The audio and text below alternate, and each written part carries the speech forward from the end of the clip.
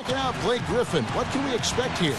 Well, everybody knows around the league that if you get in Blake Griffin's way when he has a head of steam going, you're going to end up on his poster at some point.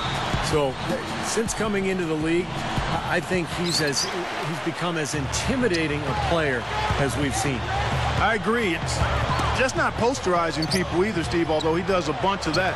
When he gets a steal and has a free lane to the basket on a breakaway, there's a good chance the crowd's going to see a mini dunk contest from Blake. Looking at the last game for the Los Angeles Clippers, it was a loss to Miami. You know, guys, you hate to get embarrassed on your home court, but that's exactly what happened. It was a tough loss for them.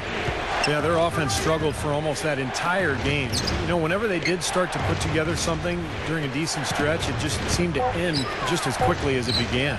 Yeah, but even so, there weren't many of those decent stretches. I mean, talk about being in a rut. How about that play? Greek body control, still manages to finish the play despite the contact. You know, when that whistle blows, you're not done. Get greedy and find a way to knock it down. Grant Hill, he's checked in for Blake Griffin. And you could actually see it on the Bulls' faces and in the body language of the players last season when Rose tore his ACL, Kevin. It just took all of the wind out of their sails. And here's Boozer. He had a 12-point outing in their last game against Phoenix. And he did some nice work on the boards too, Kevin. That was definitely a factor in that game as well. Left side, Jordan. Crawford outside. Jordan sets the pick for Crawford. Paul into Jordan. Nice D from Dang. What's interesting is that Rose had missed a lot of time last year with the team in the regular year, but the Bulls weathered the storm. But once they knew it was gone from them, having him in the lineup, I'm sure they felt like, oh, it's a different story now. And Steve, they acted differently themselves. Well, it's one thing to weather the storm during the regular season, but to deal with the absence of a superstar in the playoffs is a totally different deal. And you're right, you could see the difference in the Bulls once the playoffs started in terms of their belief in how far they could go. Doris Burke has an update for us. Doris? Kevin, I was able to catch up with Vinny Del Negro. As they get ready to face the Bulls for the first time, we talked about what makes playing the Bulls so difficult. He told me they are one of the most sound defensive teams in the league, and there are going to be stretches where the points just don't come easy. We have to make sure we don't get frustrated by that and keep on chugging along. Bulls defense definitely a concern for them, guys. All right, Doris, thank you very much. Crawford's shot is good. And he will punish an opponent for giving him that much room from mid-range. He'll hit that all day. Boozer a screen on Paul. Robinson dishes to Boozer. That's good. Boozer's got 5. Well, you look at Vinny Del Negro, spent some time in the Phoenix Suns front office as a scout before moving on to the coaching ranks when he landed that first job with the Chicago Bulls. Now here's Crawford. Crawford gets a screen from Jordan. Up off the screen. And Strong with the one-handed jam.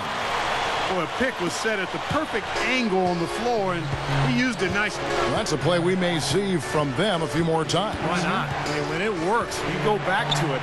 Make them stop you. Jordan against Boozer. Outside Butler.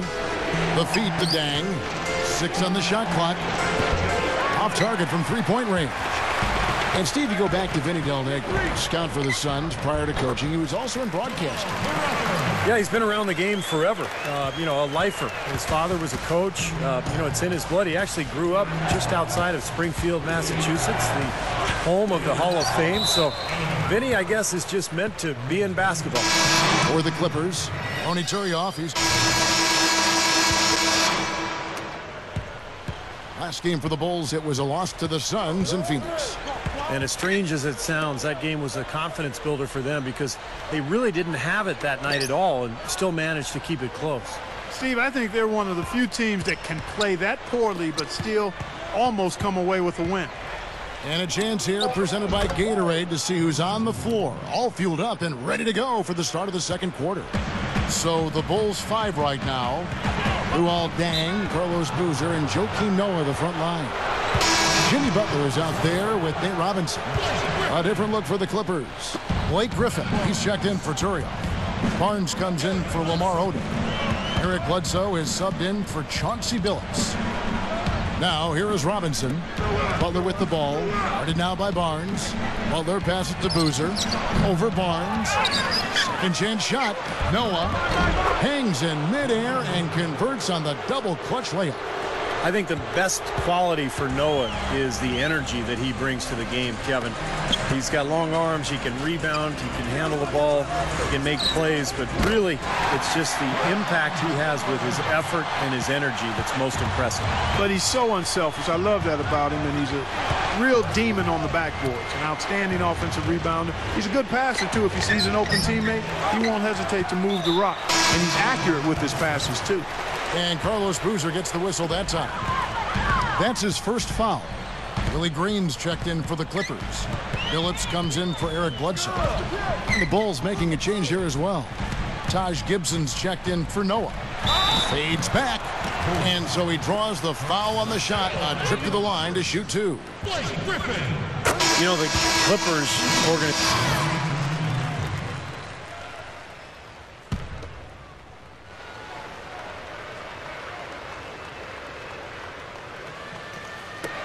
Got a piece of it. Kicks it to Radmanovic. Pass to Boozer. Over Jordan. And Boozer gets it to go. Boozer's got 9 points. And when you look at the Clippers team with Chris Paul and Blake Griffin, certainly the best tandem in Clippers history. I think it is, Kevin. This is the best team in Clippers franchise history when you consider the win percentage. So I think high times for the team and their fans will continue with that duo in charge. Let's go to our sideline reporter, Doris Burke. Doris, what do you have? Hey, Kevin, Carlos Boozer in that last game against the Suns made some terrific plays. He picked up 12 points and was a big part of their rebounding effort as well, gathering several big boards to help out. Just a dominant performance from him, and he reminds you why he's so highly regarded in this league, Kevin. You got it, Doris. Appreciate the report. And not surprising, Clark, that he had such a great game. No, not at all. I mean, he can bring it on any night, and he made a major game-changing impact tonight. Yeah, he was big time. I mean, he played about as well as he could, and you know, when he plays like that, this team is tough to beat. Right side Hill. He passes to Crawford. Over Bellinelli. Crawford's shot is good. Crawford's got 11. Here's T. And the shot is good. That's grace over power, guys. That finger roll gets him 2 points. Impressive stuff. And the first half ends in a close one. Clipper. Now, presented by Sprint. I hope your weekend's off to a great...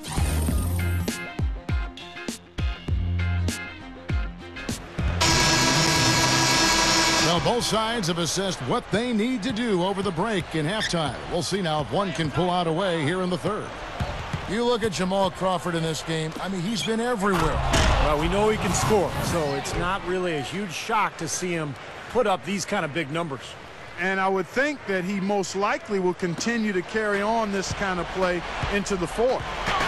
So with Billups on the bench, here's who's on the floor now. Oh, my goodness.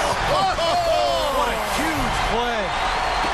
Not stop. There's no way to stop that. I mean, there's nothing you can do when he's coming at him like that. Well, that's right, Clark. Steve, he is a dangerous, dangerous player. Yeah, especially when he gets to that launching pad right there in the lane. I mean, pretty one-handed finish. That was nice. And that last replay, courtesy of Sprite. Now here's Boozer. Here's Butler. An easy 2 points on the layup. 3 straight buckets in the paint. They're making it look effortless. Well, speaking of effortless, you'd like to see a little more out of the defense. So how about trying, guys?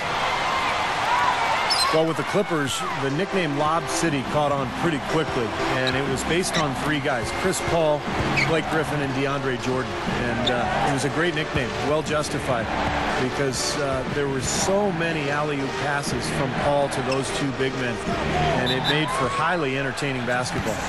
And it's going to be a 3-second call. The 2K leaderboard provides us now with this list of last season's assist leaders. Third is Chris Paul. Now, very few guys passed the ball better than he did. Just great open court vision. Lamar Odom, he's checked in for the Clippers. Going back to the Clippers, you talk about guys who were meant to connect on alley-oops, and it's hard to think of, Clark, at least in my mind, any tandem better than Paul and Griffin. DeAndre Jordan as well, and even some of the other guards got into the act too. So people expected big things from the Clippers in terms of highlights last year, and they didn't disappoint. They delivered in a big way. Now Robinson. Lamar Odom missing from long range. And Chris Paul picks up the foul. That's his first foul. A different look for the Clippers. Barnes comes in for Lamar Odom. And Chauncey Billups is subbed in for Chris Paul. Here's Robinson. That's good on the jump shot. Robinson's got 7. Good start for this offense. They're shooting 3 of 4 now from the field, so offense in a good groove.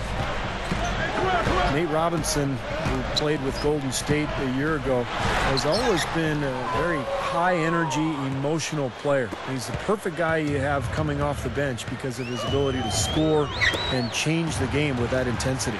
Okay, well, let's check in with Doris Burke reporting from our sideline in this game. Doris, take it away. Gentlemen, the acquisition of Chris Paul by the Clippers, greeted famously by Blake Griffin, who joyfully said to teammate DeAndre Jordan, Lob City, after hearing the news. That name took on a life of its own, becoming Lob Angeles in time. But the team started to back away from it, making clear that highlights weren't the emphasis. It was winning. But maybe the more meaningful reaction from Griffin was this. The only thing I'm going to promise is that when you hear the Clippers, it's not going to be a joke anymore. I can guarantee you that.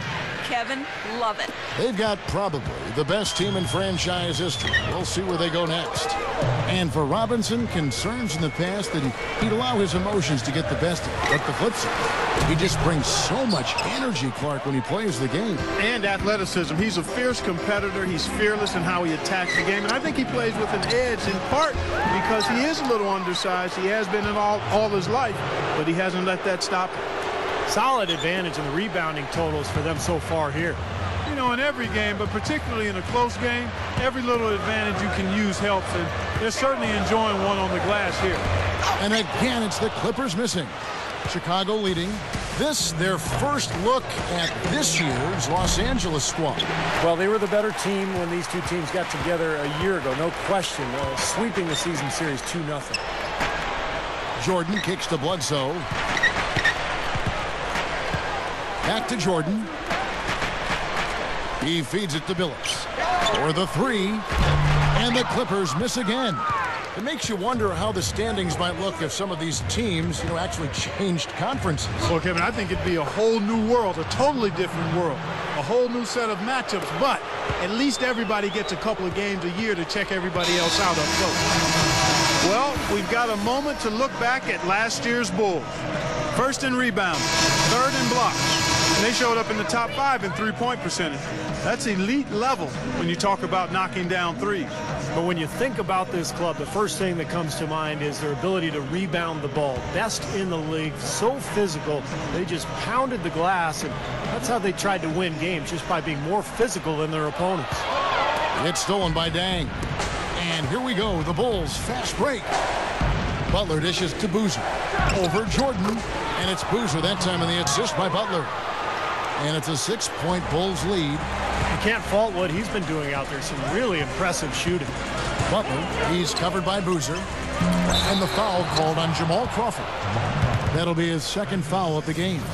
Well, I love the fact that he's fighting hard on the boards. But, you got to be smart, too. Over the back, that's an easy call there. Well, that's simply the result of poor position under the glass. But at least you can't fault him for being passive. He was trying to be aggressive there. Well, Robinson is a constant threat to heat up in a hurry, Kevin. He's one of those guys who has unlimited confidence, even when it's not quite warranted. He just gets out there, and he thinks he's going to make every shot, and he races around the floor and creates havoc. Great guy to have coming off your bench. He's ideal to have coming off your bench. Instant energy. He'll do anything he needs to do to win, to help you win. Nate's competitive, and he's a terrific athlete. If he's not contributing with points, he'll be contributing with cheering. You got to love that about him. That enthusiasm is contagious. Now Boozer, after the missed 3 from Jamal Crawford. There's the block. This just has not been his day so far. Looking to end the run. Shot's good. Crawford's got 13 points. Now they may have to climb on his back to get back into this game.